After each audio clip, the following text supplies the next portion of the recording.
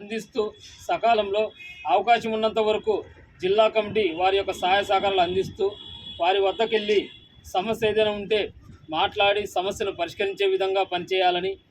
అదేవిధంగా జిల్లా అధికారులతో కలుపుకొని జర్నలిస్టులు మన నూతన కమిటీ పనిచేయాలని చెప్పేసి ఇప్పుడు ఏదైతే ప్రకాశం జిల్లా కమిటీని మనం ప్రకటిస్తున్నామో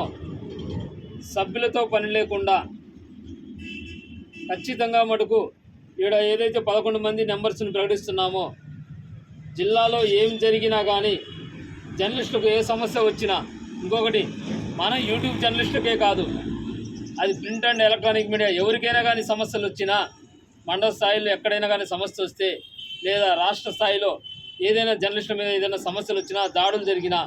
మన అసోసియేషన్ తరపు నుంచి ఖండించాల్సిన ఆవశ్యకత ఎంతైనా ఉంది. మనం ఆ సమస్యను ఖండిస్తూ ఆ మండల స్థాయిలో కానివ్వండి,